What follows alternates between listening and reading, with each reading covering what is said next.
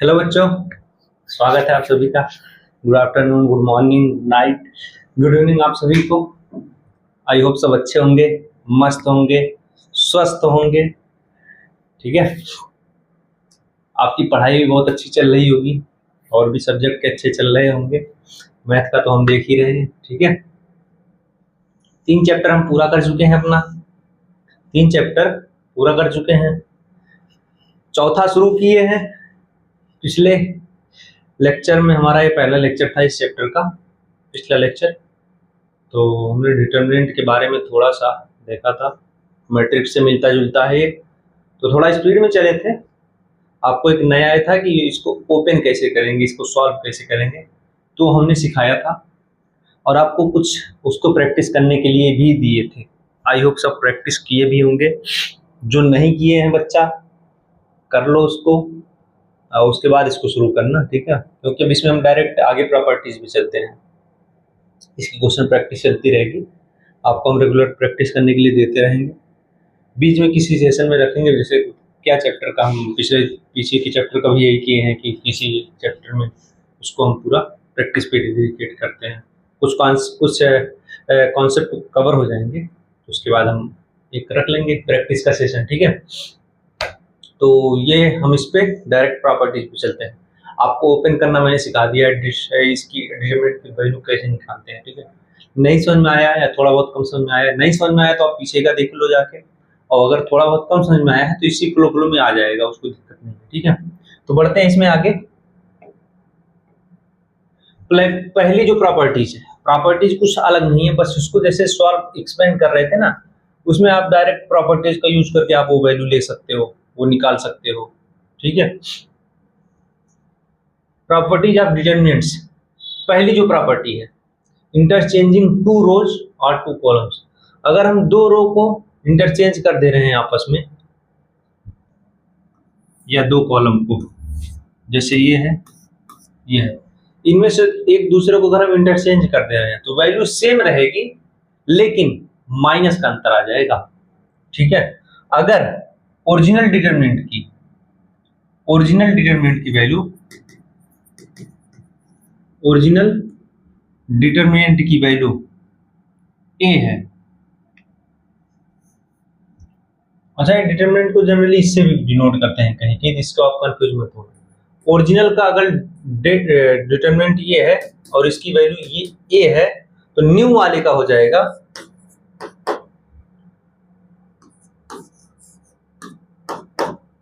Minus, ये एक sign minus आ जाएगा।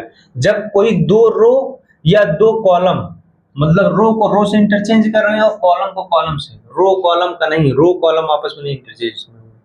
ठीक है, ये केवल बोल रहा है रो का रो से इंटरचेंज करो, मतलब दूसरा रो यहाँ ऊपर कर दो और पहला रो नीचे कर दो, या पहला कॉलम दूसरे पे कर दो, दूसरा पहले पे कर दो, या पहला तीसरे पे कर दो, तीसरा पहले पे कर दो, तब आपका ये माइनस वैल्यू आ जाएगा। ठीक है,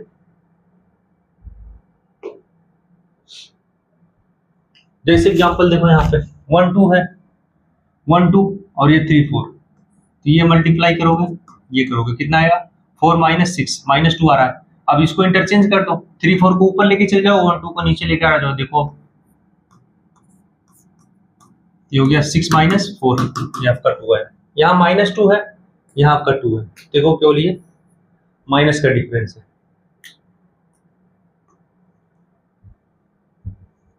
रिपीटेड रो और कॉलम, ये कह रहा है कि अगर कोई रो रिपीट कर रहा है, सेम रो है, सेम मतलब सेम वैल्यू के 2 रो है या 2 कॉलम है, 2 रो सेम है या 2 कॉलम सेम है, तो उस केस में डिटरमिनेंट की वैल्यू 0 हो जाएगी। अगर ये दोनों सेम है, ये दोनों सेम है, तो इस केस में डिटरमिनेंट की वैल्यू 0 हो जाएगी। सेम इन द सेंस बोले आइडेंटिकल भी है, अगर आइडेंटिकल भी है, क्योंकि इसमें क्या होता है कि जैसे मैट्रिक्स में था, अभी आगे इसी प्रॉपर्टी में आएगी, अगर हम के से मल्टीप्लाई कर रहे हैं इसमें मैट्रिक्स में, तो जितने एलिमेंट हैं अंदर सब में मल्टीप्लाई होता था। ठीक है, जितने एलिमेंट है सब में, लेकिन इसमें क्या है कि आप किसी एक रो में होगा या किसी एक रो में होगा या किसी एक कॉलम में होगा। ठीक है, ये इसका आप किसी एक रो में मल्टीप्लाई कर दो या किसी एक कॉलम में मल्टीप्लाई इसका होगा। ठीक है, तो इसीलिए अगर जैसे ये 1 2 3 है, 1 2 3 है, ये 3 और 6 9 है, तो यहाँ से 3 कॉमन आ गए थे, दोनों सेम हो गए, सेम हो गए थे, आपके डिटरमिनेंट की वैल्यू 0 है। इसीलिए दो सेम रो है, ये कहने से बेटर ये होगा कि दो रो आइडेंटिकल अगर या दो कॉलम आइडेंटिकल हुए तो इस केस में डिटरमिनेंट की वैल्यू 0 हो जाएगी। ठीक है, जैसे ये है 2 3 2 3, इस केस में 0 हो गया। आप इसको ऐसे भी लिख सकते हो 4 6 होता, यहां से 2 आप कॉमन लोगे, 2 3, ये 2 अब कॉमन आ गया, ये परेशान मत होना, अभी आगे बताएंगे हम। ये किसी एक रो में मल्टीप्लाई होगा या किसी एक कॉलम में मल्टीप्लाई होगा, आप कॉमन ले सकते हो, 2 यहां से भी आप कॉमन ले सकते हैं, इधर से भी। अभी देखो 2 और कॉमन आ सकता है, इस तरीके से चलता है। तो ये वैल्यू कितनी हुई, 3 × 2 6, 3 × 2 6, 0 हो गया। यहां से आप देखो 6 × 12 12 हुआ, 4 × 3 12, 0। ठीक है, दो रो या दो कॉलम कोई आइडेंटिकल हुए तो डिटरमिनेंट की वैल्यू 0, 0 रो और 0 कॉलम।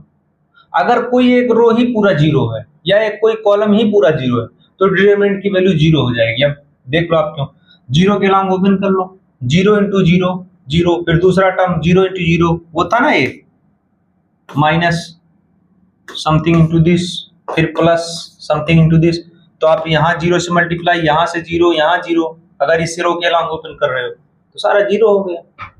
ये तो अंडरस्टूड है, कोई भी एक रो 0 हुआ या कोई कॉलम 0 हुआ, आप उसी के लॉन्ग ओपन कर दो, सारे वैल्यू 0 हो गए, तो उस डिटरमिनेंट की वैल्यू ही 0 हो जाएगी इस केस में। ठीक है,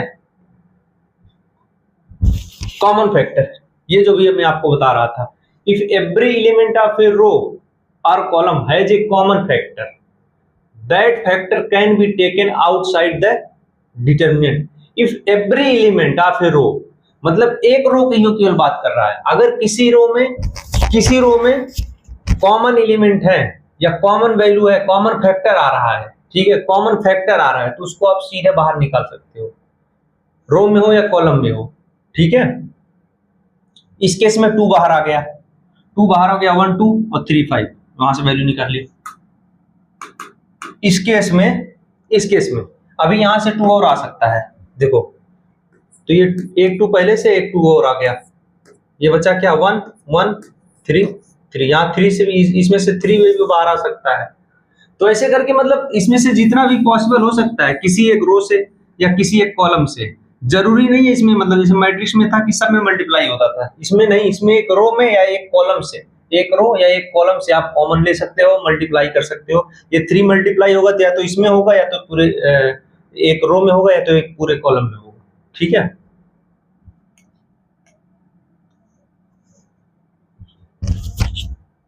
मल्टीप्लिकेशन बाय स्केलर, ये आई थिंक वही है।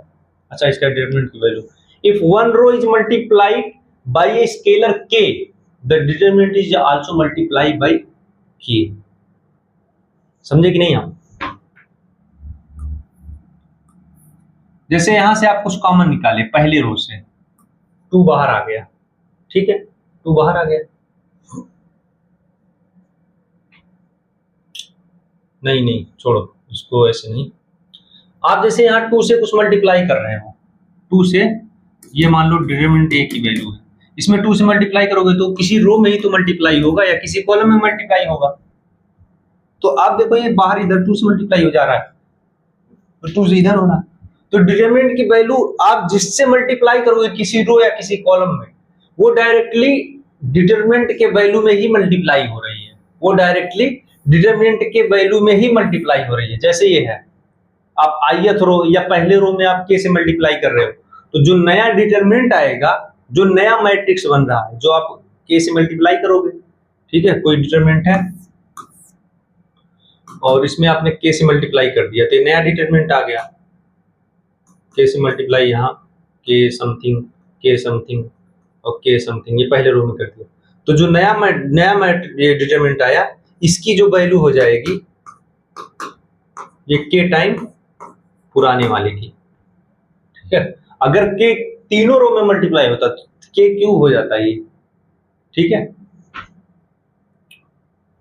अब यहां देखो, ये जैसे है, ये के लिया हमने डिटरमिनेंट, इसकी वैल्यू कितनी है, -2। ठीक है, अब इसमें इसने क्या किया है कि इसमें 5 से मल्टीप्लाई कर दिया है पहले रो में यहाँ से 5 से मल्टीप्लाई कर दिया, तो ये क्या हो गया 5 हो गया, ये 10 हो गया। अब इसकी ऐसे वैल्यू निकालो, 5 इंटू 4 20 और 3 इंटू 10 -30, इसकी वैल्यू कितना है -10। और आप ऐसे निकाल लो, 5 से मल्टीप्लाई किए हो और ओरिजिनल डिटरमिनेंट की वैल्यू कितना है -2, तो -2 इंटू 5 -10। ये समझे कि नहीं? मतलब क्यों भागे हो भाई? 5 से मल्टीप्लाई हुआ, 5 से मल्टीप्लाई हुआ तो ये आया आपका, इसकी वैल्यू अगर ऐसे निकालोगे अब तो -10 आ रहा है, देखो 20 -30। अब ये यहाँ पे खत्म हो जाएगी। अब ये इस ऐसे किया है कि अगर ये किसी रो में 5 से मल्टीप्लाई हो रहा है और ओरिजिनल डिटरमिनेंट की वैल्यू -2 है, तो 5 इंटू -2 आपका -10, देखो ये दोनों सेम आ रहा है, ठीक है। तो अगर सिंपल सी बात है, अगर किसी स्केलर नंबर के से किसी एक रो में या किसी एक कॉलम में अगर उससे मल्टीप्लाई हो रहा है, तो जो न्यू डिटरमिनेंट आएगा उसकी वैल्यू उतने ही टाइम जिससे मल्टीप्लाई करेंगे उतने ही टाइम उसमें मल्टीप्लाई हो जाएगी। समझे कि नहीं आप? जैसे आपका कोई ये है डिटरमिनेंट, उसमें आप रो 2 में के से मल्टीप्लाई कर रहे हो, तो हमारा जो दूसरा डिटरमिनेंट जो नया आया मल्टीप्लाई करने के बाद उसकी वैल्यू हो जाएगी के टाइम पुराना वाला डिटरमिनेंट की वैल्यू, ठीक है।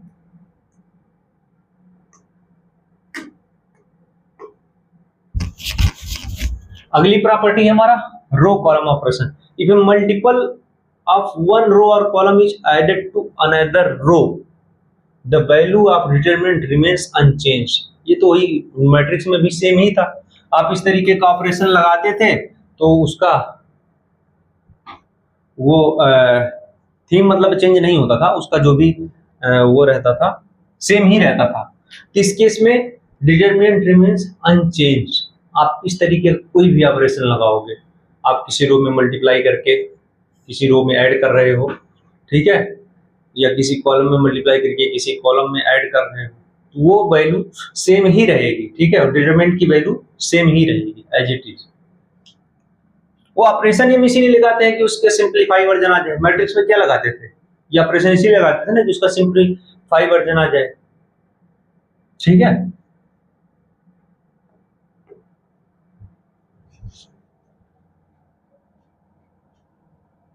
अब जैसे ये आया, पहले हम इसकी वैल्यू ही डायरेक्ट हम निकाल लेते हैं। 5 इंटू 2 10 -12 कितना आया? -2 आया। अब ये ऑपरेशन लगाया है, ये operation R2 goes to R2 -2 R1। R2 हमारा कितना है 4,5 -2 R1 कितना है 2,3। ये ऑपरेशन तो हम लगा ही सकते हैं, मतलब हमारा R1 सेम है, R1 हमारा सेम है 2 3 और R2 हमारा R2 ऑपरेशन लगा है तो 4 - 4 0 हो गया और 2 इंटू 3 6 5 - 6 -1 हो गया। अब इसकी वैल्यू निकालो, इसकी वैल्यू निकालोगे -2 इंटू -2 -0 -2, देखो इसके इक्वल आ गया। तो आप ऑपरेशन लगाओगे तो सिंप्लीफाई कर रहा है उसको, देखो सिंप्लीफाई 0 आ गया।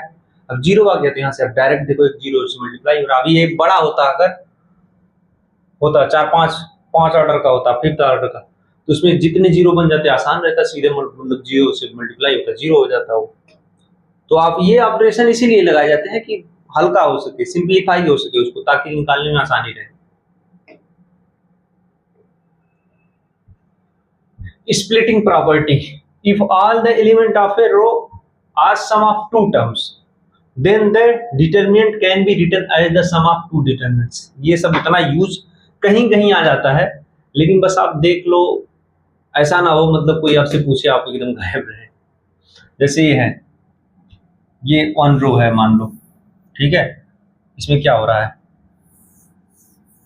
अगर ये वन रो है किसी मैट्रिक्स का, इसको अच्छा ये माइन यहाँ पे ये लग गया कामा, ये ठीक है, ये वन रो है। ये देखो इसमें ए प्लस बी हो रहा है, सी प्लस डी हो रहा है, ई प्लस एफ हो रहा है, तो इसको ऐसे करके लिख सकते हो ए सी ई बी डी एफ। अब आप क्यों ऐसा मैं क्यों कह रहा हूँ, इसको जब ऐड करते थे मैट्रिक्स में क्या आता था, सेम पोजीशन वाला ऐड हो जाता था। देखो ये आ जाएगा, ये तो इसके लिए हो गया पहले के लिए। लेकिन दूसरा जो सेकंड ऑर्डर 3 ऑर्डर का हुआ, 2 + 1 है, 4 + 2 है, इसको आप स्प्लिट करके देखो, किसी भी एक रो का या किसी भी एक कॉलम का, उसको इस तरीके से आप स्प्लिट कर सकते हो। अगर एक रो एक कॉलम में मतलब वैल्यू ये इस तरीके से लिखी हुई है तो देखो इसमें 3 5 को हम नहीं टेस्ट कर रहे हैं, 3 5 दोनों में गया, 3 5 इसमें भी, 3 5 इसमें भी, 2 और 4 यहाँ पे ले लिए, 1 और 2 यहाँ ले लिए। तो इसको आप इस तरह से भी लिख सकते हैं, ठीक है।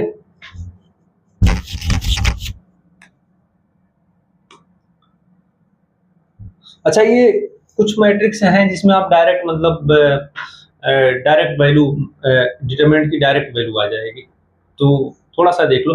अपर ट्रायंगुलर मैट्रिक्स हमने पढ़ा था, ठीक है। अपर ट्रायंगुलर नीचे 0, डायगोनल के ऊपर non zero. Square matrix in which all elements below the principal diagonal are 0। Principal diagonal के नीचे 0 हो, वो आपका अपर ट्रायंगुलर मैट्रिक्स होता है, ठीक है। अब प्रॉपर्टी ये कहती है the determinant is the product of the diagonal elements. अगर ये नीचे 0 है, अपर ट्रायंगुलर मैट्रिक्स है, अपर ट्रायंगुलर मैट्रिक्स है अगर ये, तो जो डायगोनल एलिमेंट है उसी का प्रोडक्ट ही उसका डिटरमिनेंट वैल्यू हो जाएगी। अगर ये ए है तो डिटरमिनेंट ऑफ ए क्या हो जाएगा, 2 × 4 × 6, ठीक है, 48। ये ऐसा क्यों है, क्योंकि देखो अपर ट्रायंगुलर रहते दो तो 0 ही रहेंगे। अब हम इसके अलॉन्ग ओपन कर लेते हैं R(C1) कॉलम 1 के अलॉन्ग, तो ये तो 2, इसका जब हम तो यहाँ पे देखेंगे पहले 2 है, 2, इसको डिलीट करो, इसको डिलीट करो, 6 × 4 24 हो गया, माइनस सॉरी इसको लिखो 6 × 4 × 6, ठीक है, 4 × 6 माइनस यहां भी 0 रहेगा, तो इससे आप मल्टीप्लाई करोगे तो 0 ही आएगा। तो ये क्या लिखा है, 2 × 4 × 6। आप देखो ये देखो डायगोनल एलिमेंट ही मल्टीप्लाई हो रहा है, ठीक है। और ये आगे किसमें 0 हो जाएगा ना, -0, फिर कुछ मल्टीप्लाई होगा, +0, फिर कुछ मल्टीप्लाई होगा, ये तो दोनों 0 ही रहेगा, तो ये तो इधर वाले दोनों टर्म तो 0 ही रहेंगे, ठीक है। तो इसीलिए डायगोनल एलिमेंट का सीधा मल्टीप्लिकेशन कर दो। अगर ऐसा आपको डिटरमिनेंट कहीं दिखता है अपर ट्रायंगुलर किसी भी ऑर्डर का हो, स्क्वायर मैट्रिक्स ही लेकिन होना चाहिए, तभी अपर ट्रायंगुलर बनता है। तो ये इसके नीचे अगर 0 है, अपर ट्रायंगुलर मैट्रिक्स है, तो सीधे आप डायगोनल को मल्टीप्लाई कर दो, या कोई मैट्रिक्स है या कोई डिटरमिनेंट है उसको आप सिंप्लीफाई करके इस फॉर्म में बना लो, तो डायरेक्ट आप डायगोनल को मल्टीप्लाई कर दो, डायगोनल एलिमेंट को। इसीलिए वो ऑपरेशन बहुत यूजफुल रहता है, कहीं कहीं आप उसको सिंप्लीफाई करते जाओ, इस फॉर्म में अगर बन गई तो डायरेक्ट आप डायगोनल एलिमेंट को मल्टीप्लाई कर लो, आपका आंसर आ जाता है। सेम केस ये लोअर ट्रायंगुलर का हो गया, सेम केस ये लोअर ट्रायंगुलर का हो गया। लोअर ट्रायंगुलर मतलब डायगोनल एलिमेंट के ऊपर वाले सारे एलिमेंट अगर 0 हैं तो आप डायगोनल एलिमेंट को मल्टीप्लाई कर लो, आपका डिटरमिनेंट का आंसर आ जाएगा, ठीक है। Square matrix in which all elements above the principal diagonal are 0। Principal diagonal के ऊपर जितने भी एलिमेंट हैं सारे अगर 0 हैं तो आप सीधे डायगोनल एलिमेंट को मल्टीप्लाई कर लो, आपका डिटरमिनेंट का आंसर आ जाएगा, डिटरमिनेंट की वैल्यू आ जाएगी, ठीक है। आगे बढ़ते हैं।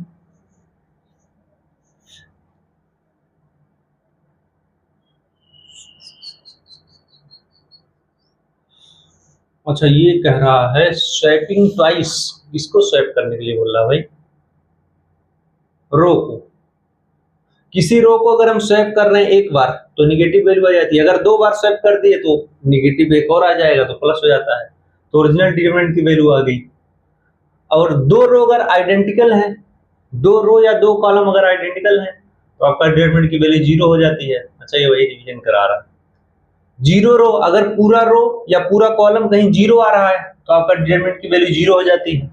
Common factor can be taken outside only from 1 row column at a time, ठीक है।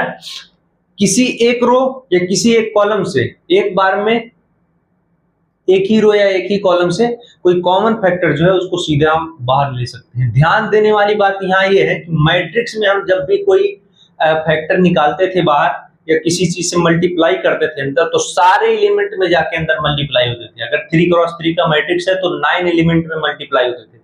इस केस में क्या है, किसी एक रो में होगा, किसी एक कॉलम में होगा, और किसी एक रो किसी एक कॉलम से ही आप कॉमन वैल्यू बाहर निकाल सकते हो। उसमें क्या होता था मैट्रिक्स में कि सारे एलिमेंट में वो वैल्यू कॉमन होनी चाहिए, तब आप उसको बाहर निकाल सकते थे। ठीक है। Scalar multiplication affects only the row column multiplied. ठीक है। जिस रो में आप जिस कॉलम में आप स्केलर को कोई नंबर है उसको मल्टीप्लाई करोगे, उसी रो या उसी कॉलम की वैल्यू चेंज होगी। मैंने क्या बोला, किसी भी चीज से आप मल्टीप्लाई करोगे वो तो केवल या तो रो में मल्टीप्लाई होगा, एक रो में, या तो एक कॉलम में होगा। ठीक है। आगे बढ़ते हैं इसमें। ओके, ये देखो मैं बताया था ना, ऑपरेशन लगा के अभी आप इसको खोलने, ओपन करने, एक्सपेंड करने बैठोगे, इसको मल्टीप्लाई करोगे, इसको करोगे, इसको करोगे, लेकिन यहां से आप थोड़ा सा ऑब्जर्व कर लोगे, एक ऑपरेशन लगा दो, ये वाला R2 goes to 2R1, मतलब R1 और R3 सेम है, R1 R3 सेम है, 3 6 9। इस तरीके का ऑपरेशन हम लगाएंगे तो डिटरमिनेंट की वैल्यू चेंज होती नहीं है, तो हम ये ऑपरेशन लगाते हैं। R2 क्या कह रहा है, 2 इंटू R1, 2 इंटू R1, मतलब R1 में 2 से मल्टीप्लाई कर दो, तो 2 से इसमें 1 पे करोगे 2,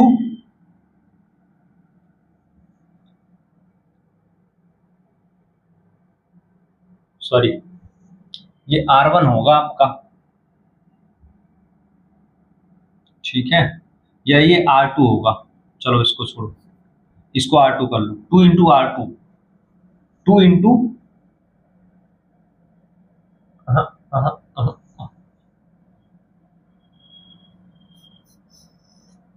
R2 गोज टू, नहीं R1 ही हमें करना पड़ेगा, ये हमें दो को आइडेंटिकल बनाना है, तो हम पहले वाले में 2 से मल्टीप्लाई करेंगे और ये पहले वाले को ही रखेंगे, तभी हमारा बनेगा। ठीक है, हम पहले वाले में ऑपरेशन लगा रहे हैं, पहले वाले में ही ऑपरेशन लगा रहे हैं। ठीक है, R1 goes to 2 into R1, तो ये हमारा 2 4 6 सेम है। R1 में हम 2 से मल्टीप्लाई करके उसको लिख रहे हैं, ये हो गया 2 4 6, ये देखो ये दोनों सेम हो गए। ठीक है, तो ये दो आइडेंटिकल हो गए, तो इस केस में डिटरमिनेंट की वैल्यू 0 होगी। ठीक है, आप या तो यहां से 3 कॉमन ले लेते, 3 कॉमन ले लेते, R3 गोज टू R3/3, तो भी आपका आइडेंटिकल बन जाता दोनों, पहला और तीसरा। इस केस में भी आपकी डिटरमिनेंट की वैल्यू 0 हो जाती। दो रो या दो कॉलम अगर आइडेंटिकल बने तो सीधा डिटरमिनेंट की वैल्यू 0, खत्म कहानी। इस केस में आओ, इस केस में हमारा ऑपरेशन कहां पे लग रहा है, R3 गोज टू R3-2। अच्छा देखो, कुछ लोगों का सवाल ये भी होगा कि सर हम कैसे इस ऑपरेशन को मतलब समझ पाए कि यही ऑपरेशन ही लगेगा इस तरीके से। ये चीजें आपको यहाँ पे ऑब्जर्व करनी पड़ेगी, ये चीजें यहाँ पे आपको ऑब्जर्व करनी पड़ेगी। अब देखो यहाँ पे जैसे क्या है कि 4 है, ये 5 है और ऊपर 1 है, तो हमें ऐसा लग रहा है कि तीसरे में अगर हम 5 में से 1 घटा रहे हैं 4 आ रहा है, पहला एलिमेंट मैच कर गया। 7 में से 2 सब्ट्रैक्ट कर रहे हैं तो 5 आ रहा, हाँ सही है। 9 में से 6 कर रहे हैं 3 आ रहा, हाँ सही है। या भाई दूसरा ऑपरेशन लगा सकते हो, R3 goes to R1 plus R2, 4 plus 1 5, 2 plus 5 7, 3 plus 6 9, तो सेम ही है। मतलब जिस तरीके से आप समझ के इसको कर लो, जिस तरीके से आप समझ के इसको कर लो। ठीक है, तो लगाते हैं ये ऑपरेशन। R1 और R2 सेम है, 1 2 3 4 5 6। R3 आपका चेंज हो रहा है, R3 में से R2 को घटा रहा है, 5 में से 4 गया 1, 7 में से 5 गया 2, 9 में से 6 गया 3, ये वाला सेम हो गया। ये दोनों आपके दोनों रो आइडेंटिकल हो गए, दोनों रो आइडेंटिकल हो गए तो डिटरमिनेंट की वैल्यू 0। ठीक है, ये आया। ये आपका क्या बन रहा है? Upper triangular. ये ट्रायंगुलर वाला बन रहा है। ये अपर ट्रायंगुलर है कि लोअर ट्रायंगुलर है, देख लेते हैं एक बार। ओ, लोअर ट्रायंगुलर इसको बोलते हैं। ठीक है, ये लोअर ट्रायंगुलर बन रहा है। तो लोअर ट्रायंगुलर के केस में हमने क्या बताया था? इसको मल्टीप्लाई कर लो।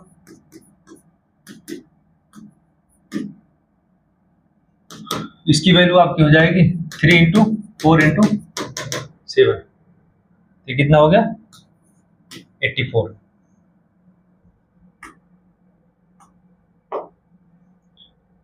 उनसे ये क्वेश्चन आप प्रैक्टिस करना इसको। अच्छा, ये बोल दिया बिना एक्सपेंशन के। देखो यहाँ से सीधे दिख रही है।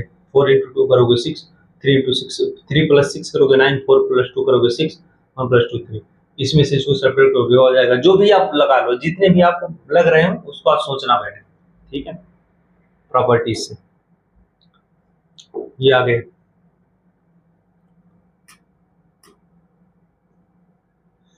यूजिंग रो ऑपरेशंस इवेल्युएट, जो ये बोल रहा वही करना आप, मतलब इसमें भी आप कुछ ऐड करके आप करना चाहो तो कर सको, मतलब कोई दिक्कत नहीं है। लेकिन अगर वो बोल रहा है कि रो ऑपरेशन से करो तो आप उसको डायरेक्टली एक्सपेंड मत कर देना, क्योंकि एक्सपेंड करना तो आसान ही है, मतलब कैलकुलेशन बैठ के करो। थोड़ा सा स्मार्ट मतलब उसमें बनो। ये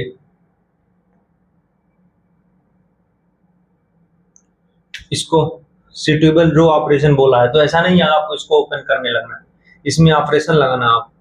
ठीक है, वो भी आप तभी वो चीजें क्लिक होंगी कि हाँ मुझे कैसे दिखा कि इसमें ऐसे सब्ट्रैक्ट करेंगे तो ये आएगा, ये सब्ट्रैक्ट करेंगे तो ये बन जाएगा। ऐसे ही बनेगा कि आप प्रैक्टिस करो इसकी। इसकी जितनी आप प्रैक्टिस करोगे उतना आपके लिए वो क्लिक करेगा। ये आंसर है। तो हमने बेसिकली प्रॉपर्टीज ही आज पढ़ी है। हमने बेसिकली प्रॉपर्टीज ही आज पढ़ी है, और हम आपको एक बार थोड़ी सी प्रॉपर्टीज की रिवीजन करा देते हैं। आप दो रो या दो कॉलम को अगर इंटरचेंज कर रहे हैं, दो रो को या दो कॉलम को आपस में इंटरचेंज करोगे तो माइनस की वैल्यू ये बाहर आएगी। ठीक है, ये हमने एग्जांपल देखा था। और अगर कोई दो रो या दो कॉलम आइडेंटिकल है या सेम है तो वहां डायरेक्ट डिटरमिनेंट की वैल्यू 0 हो जाती है।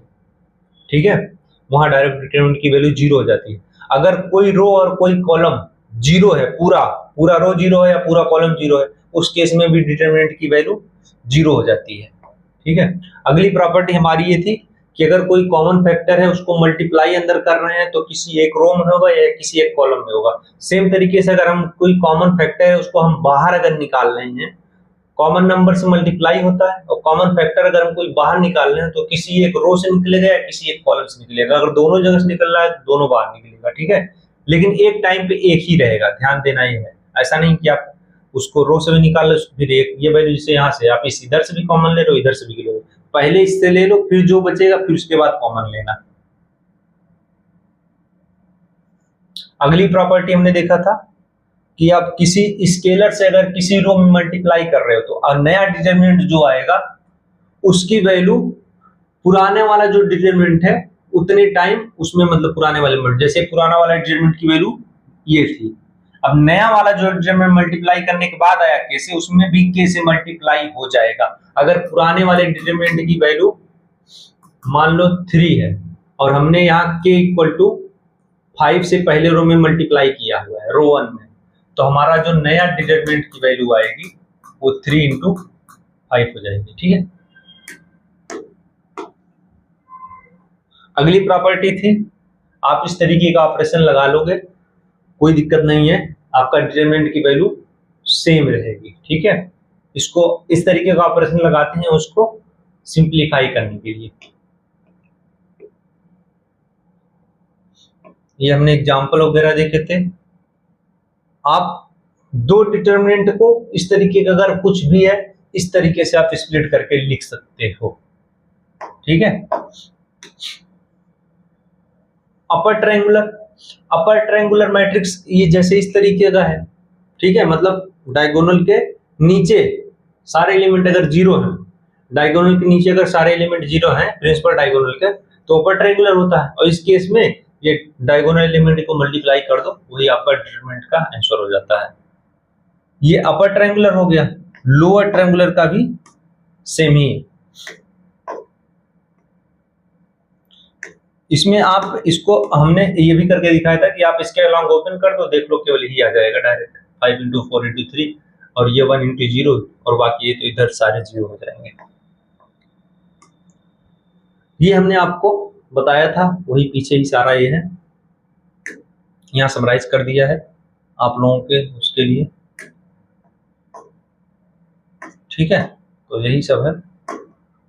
चलो खत्म करते हैं इसको यहीं आज का लेक्चर, और प्रैक्टिस कर लेना इसकी जो भी क्वेश्चन दिया हुआ हमें, और प्रॉपर्टीज एक बार ध्यान से देख लेना, क्योंकि ये जब आप आगे क्वेश्चन हम कराएंगे आप भी करोगे, तो इसमें से कुछ चीजें आप डायरेक्ट यूज कर सकते हैं।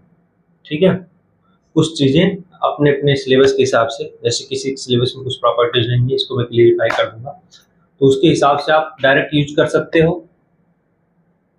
और कुछ चीजें आपको आगे काम आएंगी, तो इस प्रॉपर्टीज को ध्यान रखना, इस प्रॉपर्टीज की प्रैक्टिस कर लेना, इस प्रॉपर्टीज को समझ लेना। अगर कोई डाउट रहते हैं तो भी बताना, और आगे मिलते हैं फिर हम अगले लेक्चर में आगे जो भी कॉन्सेप्ट रहेगा उसके साथ। ठीक है, मस्त रहो, स्वस्थ रहो सब लोग, अच्छे से पढ़ाई करो, मिलते हैं अगले लेक्चर में। सभी को टाटा बाय बाय।